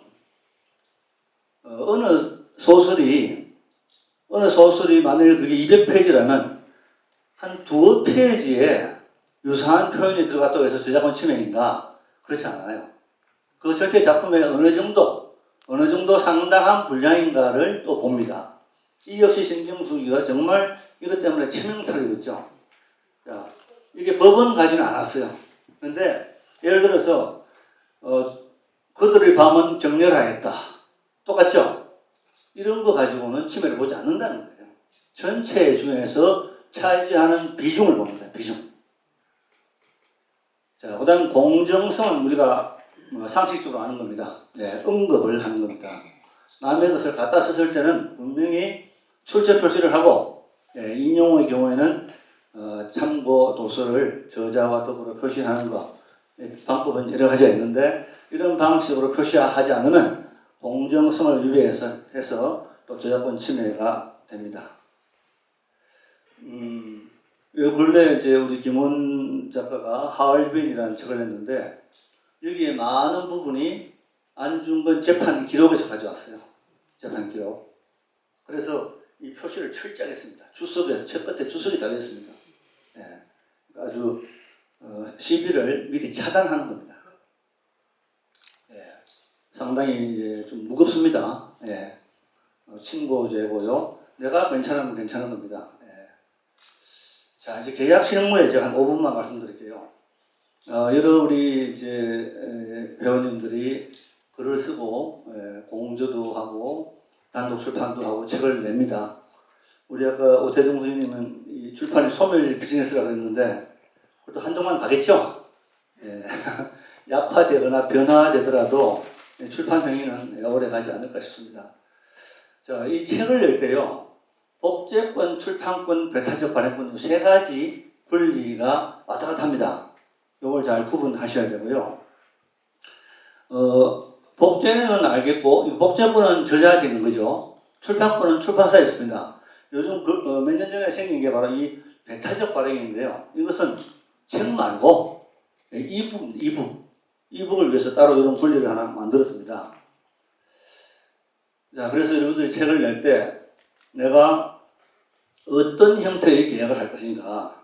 네, 물론 출판사는 선의로 하겠지만은 또 자신만의 방식이 있겠죠. 그래서 출판권 설정 계약을 할 것인지, 단순 출판, 독점 출판, 이런 여러 경우가 있는데, 이 경우에 대상이 어떻고 내용이 어떤지는 알고 해야겠죠. 알고. 그냥 하라는 대로 뭐 알아서 하세요. 가까운 사람들일수록 계약서를 만들어야 됩니다. 그래야 그 가까움이 오래 갑니다. 자, 출판권, 이 계약서는요, 문체부 사이트에 가면 이런 표준 계약서가 있습니다. 양식. 출판협회에도 표준 계약서라는 말을 쓰는데, 그건 아무래도 출판자의 이익에 부합하는 쪽이고요. 문체부가 이 공익을 위한 이런 표준 계약서 세트를 만들었습니다. 그리고 출판권자들은 이런 의무를 지는데요. 기본적으로 이 9개월, 9개월 내에 책을 내지 않으면 이 계약 위반이 되는 거 알아두시고요. 그 다음에 이제 계약 실무에서 매절 계약을 가끔 합니다. 매절 계약. 우리 구름빵 사건, 오징어 게임 다 매절 계약이죠. 어떤 이 보도를 보면 매절 계약은 악의 계약처럼 얘기하는데 꼭 그렇지 않습니다. 본인이 알고 하면 괜찮아요. 내가 전세 자금이 필요한데 내 책 이거 매달 인세 받아가지고 언제 될지 모르겠다. 목돈 한 번에 주세요. 그럼 계약하면 되는 거예요. 그러니까 매절 계약이 나쁜 것은 아니고요. 요즘 작가들이 그래도 많이 팔리면 추가 보상을 하는 청구권을 넣어달라 그러는데 저것은 민법의 기본 원리에 어긋나는 겁니다. 계약 자유 원칙에 어긋나는 거죠. 그 다음 또 마지막인데요. 여러분들 이제 책을 글을 쓰고 책을 내고 하면 누군가 그 책을 이용하려고 해요. 예를 들어서 교과서에 실린다. 그러면 정부에서 보상금이 나옵니다. 그 교과서에 실리면 다시 참고서에 실려요. 그것은 참고서 업자가, 출판 업자가 그건 저작권 계약을 해야 됩니다. 교과서는 그냥 실어도 돼요. 허락 없이. 보상금을 주면 되는데 참고서는 허락을 받아야 됩니다. 그때 이제 계약을 하겠죠. 나 얼마 안 주면 안 하겠다 할 수 있겠죠. 그때 많은 저자가 개인적으로 이것을 계약 실무를 진행하기가 어렵기 때문에 두 가지 방식을 써요. 자, 신탁관리 업체가 있는데, 단체가 있는데 이것은 엄격한 문체부 관리 감독을 받아요. 돈도 마음대로 못 받습니다. 정해진 대로 받아야 돼요. 그런데 이게 너무 답답하다 그래서 이 대리 중개 업체가 있습니다. 이거는 문체부 관리 감독을 받지 않고 그냥 시장 원리에 의해서 해요. 그래서 나 얼마 받아줄게. 그렇게 얘기하면 혹하죠. 근데 여기에 함정이 있습니다. 예를 들어서 제가 이건 뭐 프라이버시라서 제가 지웠는데 이름을 지웠는데요. 여기에 정현종 선생의 시가 나오죠. 그죠? 또 여기 또 누가 나옵니다. 근데 이게 교과서인데 이렇게 나오다가 여기 어떻게 해요? 부분에서는 저작권 때문에 교과서를 보세요 그래요. 그러니까 참고시 안 싣는 거예요. 이게 왜 그러냐? 바로 이 대리중개업체가 작가를 위해서 비싸게 부르니까 첫 해는 냈다 그 다음에부터는 안 내는 겁니다. 그래서 이 교과서를 만드는 참고서를 만드는 출판사에 가보면 랭킹이 쫙 나와요. 비싼 순서대로. 그러니까 그것도 잘라 나갑니다. 사실 우리 교과서에 책이 자기 글이 실리는 것은 영광이죠. 근데 그거 조금 더 욕심내다가 이런 어떤 결과가 나올 수 있습니다. 그러니까 돈 많이 준다고 해서 다 좋은 건 아니고 이런 부담이 있는데 그래도 나는 이 시장 원리에 충실한 대리운전 좋겠다 하고 일로 가시고 또 그렇지 않고 뭐 좀 길게 돈은 조금 덜 받아도 자기 저작물 관리가 잘 되는 곳이 좋겠다 그러면 신탁관리 업체로 단체로 가면 됩니다. 자, 여기까지가 제가 계약 실무고요. 제가 정확히 30분을 마쳤습니다. 감사합니다. 사실 저는 오늘 이 발표를 듣고 훨씬 더 실리적인 발표라는 생각이 들었습니다. 잘 모르는 얘기들을 많이 해주셨고 혹은 이미지나 아까 저는 그 장면이 되게 재미있었는데요. 사실은 이문식 그 사진 작가의 시효가 10년이었는데 법 개정에 걸린 그 헤르만 헤세죠. 1962년이냐 63년이냐 혹은 그 작가의 사진이 10년 권한이었는데 이제 점점 더 저작권에서 보호된다는 것이 어떤 작가나 작품의 운명이라는 또 생각이 들었고요. 그래서 저희가 지금 어느 시대에 어느 운명에 있는지 잘 또 판단을 할 수 있는 것 같습니다. 잘 판단 못할 것 같습니다. 그리고 한편으로는 그리고 또 아까 마지막 선생님께서 예를 들어둔 정호승 시인의 그 시의 운명, 작가가 끝까지 자신의 작품을 누군가한테 알릴 것이냐 아니면 자신의 권리를 취할 것이냐는 제가 만약에 유명한 작가 정호 선생님이라면 되게 고민을 하게 될 것 같아요. 그리고 한편으로 그게 점점 어떤 법에서 작가로서 자신의 권리를 취할 수 있는 지점인 것 같기도 하고 그래서 굉장히 좀 재밌고 심리적으로 잘 들었습니다. 근데 제가 지금 질문하고 싶은 것은 이 프린트 혹시 여기 좀 잘 안 보이실 것 같아요. 그래서 제가 간략하게 앞에 있는 부분을 설명하자면 해럴드 블룸이라는 그 비평가가 있는데요. 그 책 제목이 영향에 대한 불안이라는 책이 있어요. 그래서 영향은 타인이 있고 그 사람한테 자신이 이제 영향을 받을 수가 있는 거잖아요. 그러니까 되게 유명한 사람이 있고 그 사람의 작품을 따라서 쓰면서 영향을 받고도 하는데 근데 그런 거기서 작가의 운명이 뭐냐면 늘 고민을 하는 거죠. 그러니까 선배 시인의 영향을 내가 받을까?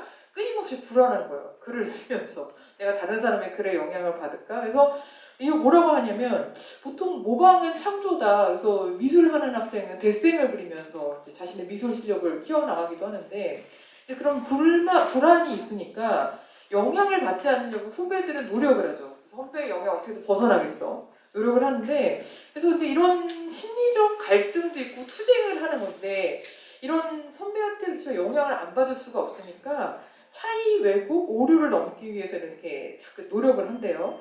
이런 것도 있고 한편으로는 아예 영향을 받아라. 그래서 문학의 영향 중에서 모방이나 패러디, 패스티시, 콜라주, 인용이라는 것이 어떤 포스트 모던 문학처럼 문학의 한 기법이기도 합니다. 아까 김훈 선생님이 이렇게 인용문을 밝힌 것처럼 난 받았다. 그냥 이런 하얼빈에서 영향을 받았다. 라고 보여있기도 하지만 사실은 이러한 기법은 기법이기도 하지만 문학의 표절하고도 혼재가 되는 거예요. 그래서 아까 선생님이 다이어그램 그려주신 것처럼 회색 지대가 있는 거죠. 흑과 백 사이에 이 회색, 이게 정말 정통의 오리지널리티가 있는 거냐? 아니면 모방을 받은 것이냐? 자, 이런 얘기를 하면서 들겠습니다. 저는 그래서 이런 표절의 얘기가 어떤 심리적인 문제랑도 연결이 되어 있다고 생각이 되어 있고 저도 그런 수많은 고민의 경험이 있기 때문에 전 법을 잘 모르지만 몇 가지 선생님한테 질문을 드리고 싶습니다. 저는 크게 세 가지 질문 중에 첫 번째 있는데요. 그래서 지난 글씨가 뭐라고 써있냐면 저작권 침해와 표절의 기준을 말씀하셨는데 저는 유사성에 대한 질문을 드리고 싶습니다.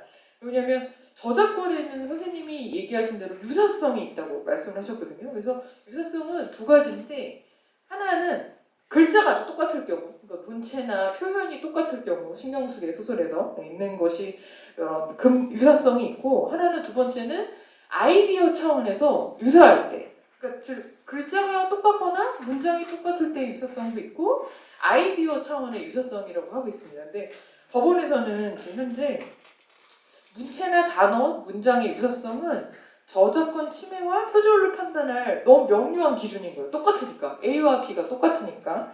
근데 저는 이런 게 분명히 불량도 있고 그 주장에 충분히 공감하고 대한민국 법이고 충분히 따라야 된다고 생각합니다. 근데 제가 사실 실제 글을 쓸 때에는 아이디어의 차관 혹은 주제의 창조적 발상이 전 너무 힘들더라고요. 새로운 주제를 창고하기 위해서. 그래서 신경 선생님의 엄마를 부탁해가 오모씨의 숲이라고 유사하지만 신경수 소설이 표절한 거 아니다 라고 법원에 판단을 했어요. 왜냐하면 그런 모티브들은 되게 많으니까. 그래서 법원은 그러니까 가시적인 유사성이 좀 더 유효하다고 하는데, 저는 논문을 쓰고 제가 소설을 읽는 입장에서 본다면 이러한 저작권법이 실질적 유사성에서 집행됐다 해도 좀 의문이 들고 뭔가 꺼려지는 부분이 있습니다. 왜냐하면 글의 구성, 구조, 체계가 그리고 자료를 찾아내고 분석하는 게 되게 오래 걸리거든요. 너무 오래 걸리고 힘드니까요. 이런 것이 가시적인 판단으로만 되는 건지 혹은 법의 보완 방향은 없을까요? 라는 질문을 드립니다. 왜냐하면 예를 들어서 우리가 많이 알고 있는 해리포터라는 소설이 있는데요. 해리포터는 영국에서 12개의 출판사한테 거절을 당했대요. 출판하고 싶은데. 왜냐하면 야 너무 흔하지 않느냐. 이건 영국에서 흔한 판타지 얘기다. 근데 13번째의 출판사가 오케이 해보자. 근데 대박이 난 거죠. 전 세계에서.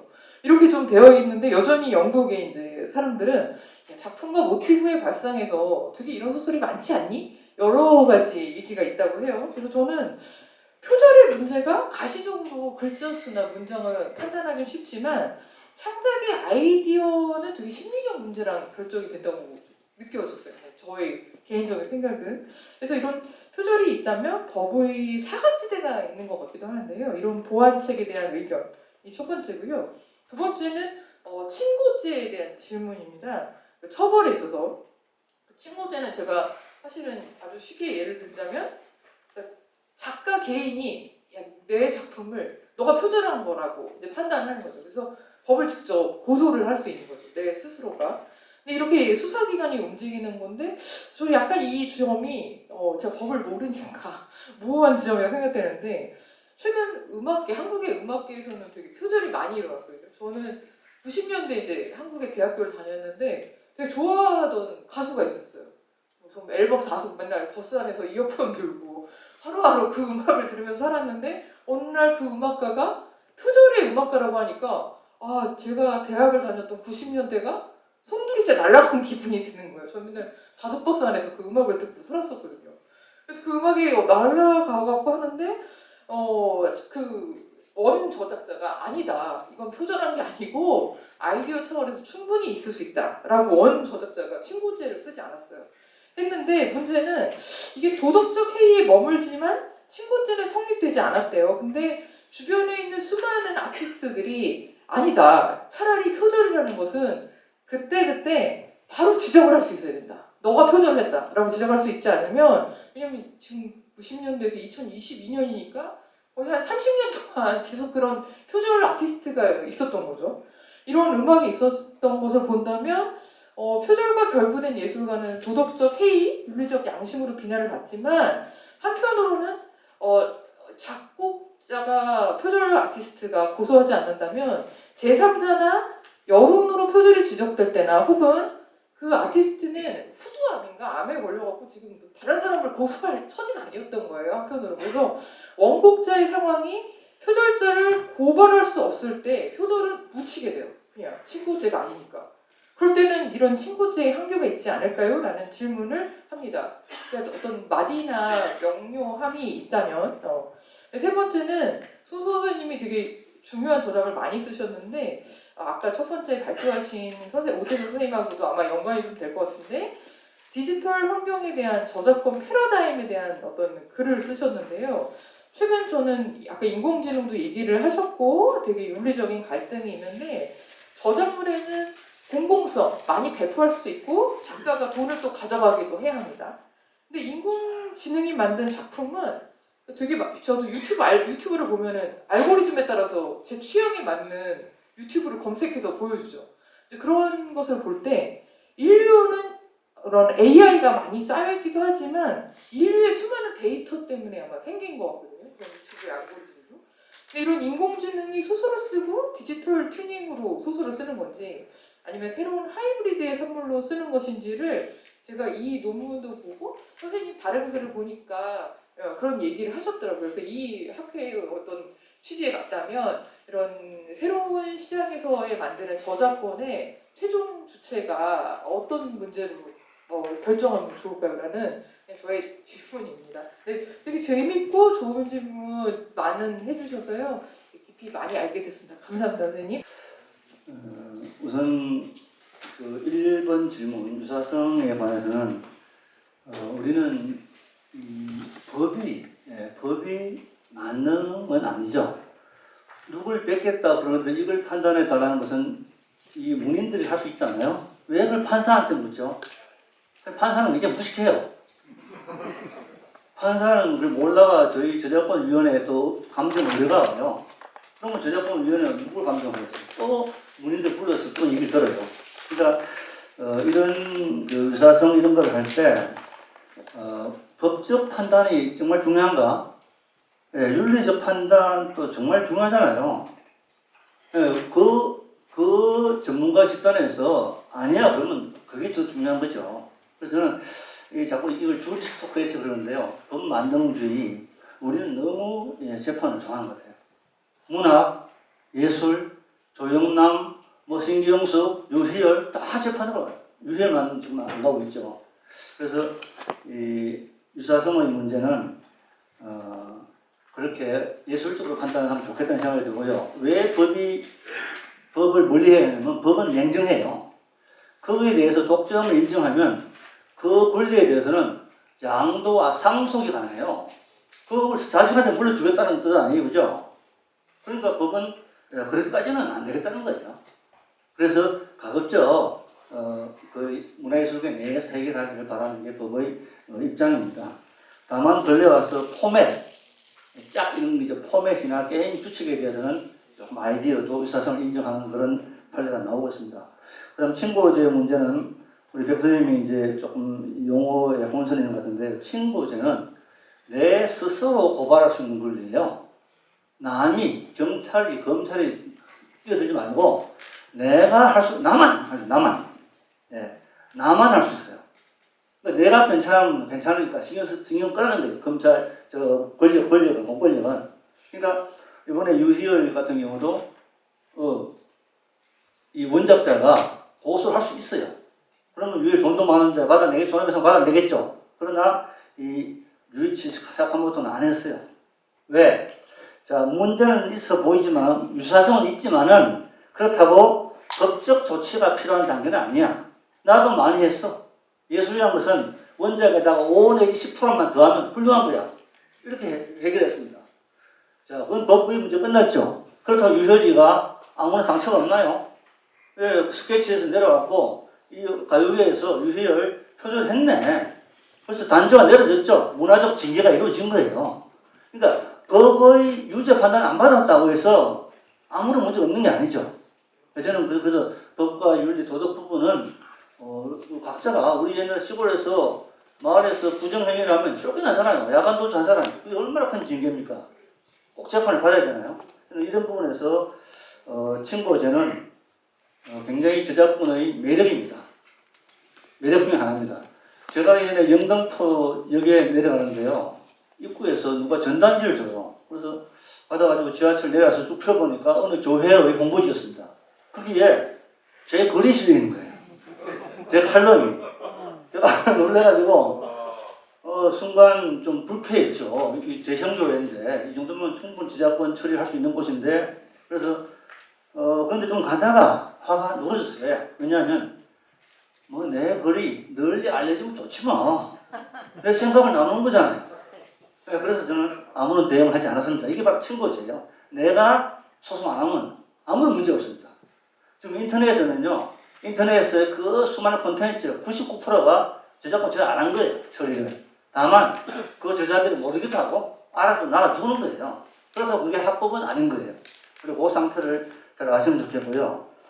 마지막으로 인공지능 문제는 정말 이거는 어려운 문제고, 우리 지난 5월에 제가 우리 창립총회 때 전복과 도전, 디지털 시대의 시작한 이슈를 말씀드렸는데, 그때 뭐 NFT도 얘기하고만 했잖아요. 그런데 지금 시대는요, 우리 오태종 교수님 같은 분들이 더 좋은 아마 글이 나올 테지만은, 지금은 분석력보다는 통찰력이 필요한 시대죠.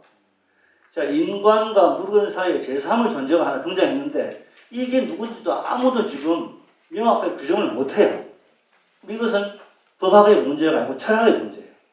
철학자들이 너무 게을러요. 여기에 대해서 철학적인 분류를 하고 분석을 해줘야 그걸 가지고 법학에 이런 데다 응용을 할 텐데, 여기에 대해서 제3의 존재에 대해서 지금 이 철학적 이 의미가 정리가 안 되고 있습니다. 그래서 저는 인공지능 이런 문제는 아리스토텔레스의 재림을 기다리고 있습니다. 네.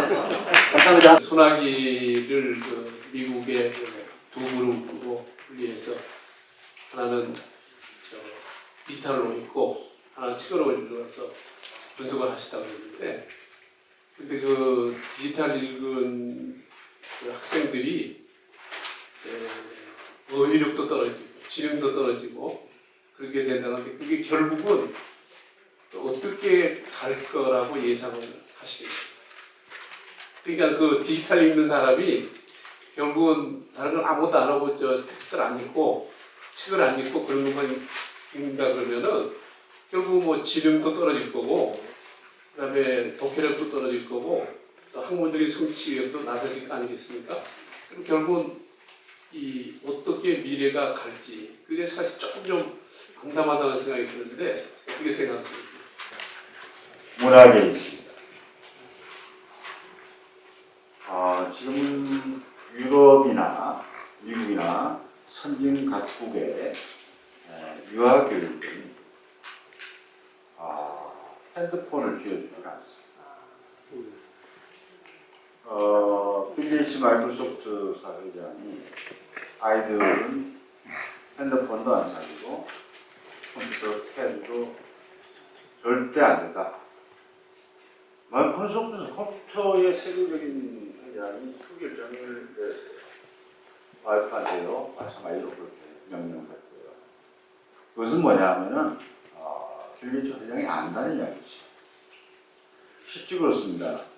유럽에서는 유아교육을 할 때에요, 태교 교육부터 아이들이 1살, 2살, 3살 될 때까지 어휘가 많이 발달되거든요.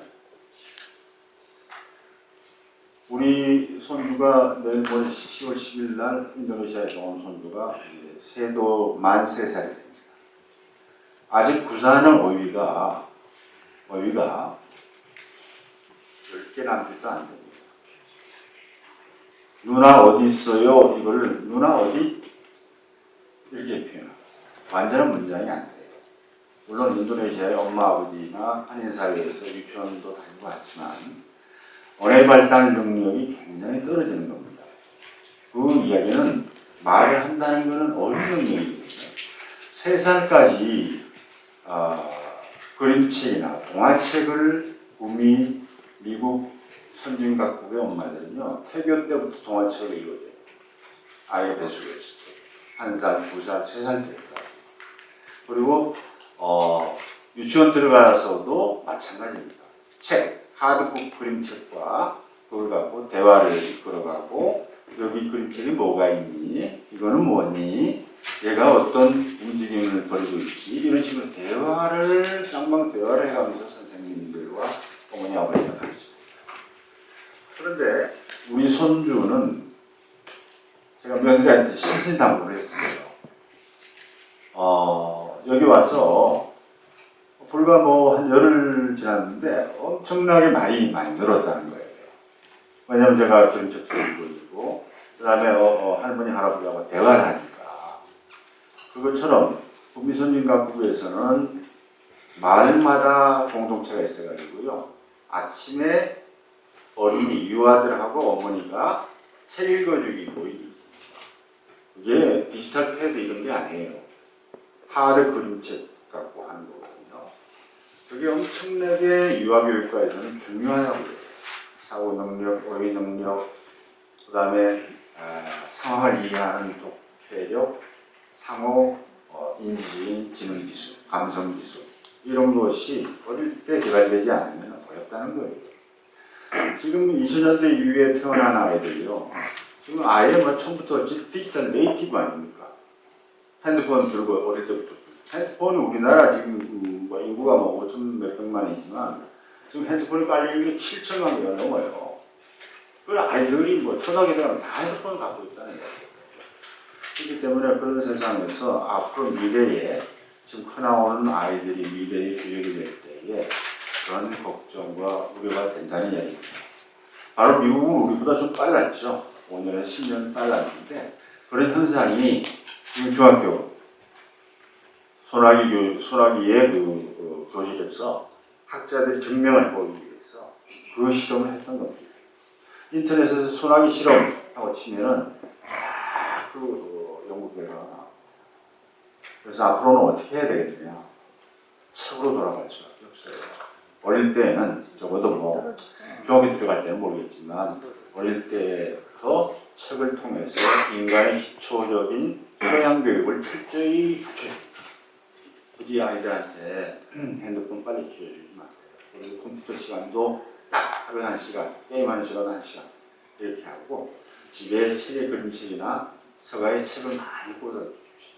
그렇지 않으면 제가 우려하는 것은 굉장히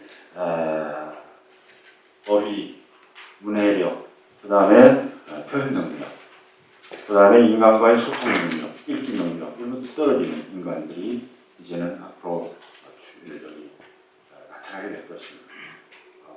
그런 의미에서 문학의 역할이 굉장히 중요하다고 할 수 있겠습니다. 감사합니다.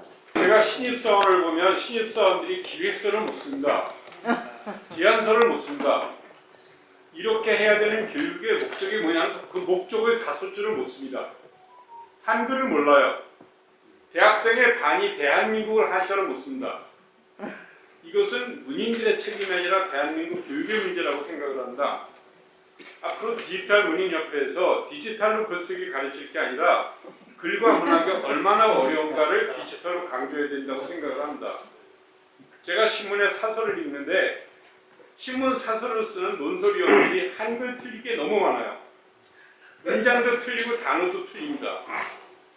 제가 오늘 런던에서 나오는 파이낸셜 타임즈를 샀습니다. 여기에 어떤 문장이 나오냐면 미국은 역사적으로 가장 성공적인 실패를 하고 있다. 가장 성공적인 실패를 하고 있다는 겁니다. 미국이. 어쩌면 이렇게 문장을 잘 만들 수 있는 대학생들이 우리나라에 있을까 이 생각을 합니다. 저는 공대 컴퓨터공학과를 나왔는데 소설을 한 권 썼습니다. 독자가 제 소설의 문맥을 잡고 틀린 걸 잡아준 사람이 있어요. 지금도 교보문고에 사람들이 굉장히 많이 있습니다. 읽는 사람은 읽는다는 거죠. 그래서 책과 글을 많이 읽고 쓸 수 있게끔 디지털 문인협회가 적극 나서줄 것을 부탁드리고 싶었습니다. 디지털 문학의 이해와 전망이라는 주제로 심포지움을 가졌는데요. 사실 이 주제 제목으로 아직 책이 나오지 않았어요. 그러니까 사실 디지털 문학에 대한 개념 정립이 잘 안 돼 있습니다. 그래서 저희가 정말 선구적인 그런 어떤 움직임을 저희가 좀 보이고 있는 건데요. 그만큼 또 자긍심과 책임감을 갖고 또 2회, 3회 심포지움을 계속해 나가면서 좀 바람직한 그 디지털 문학의 방향 좀 제시하도록 하겠습니다. 네, 감사드리고 오늘 심포지움을 마치고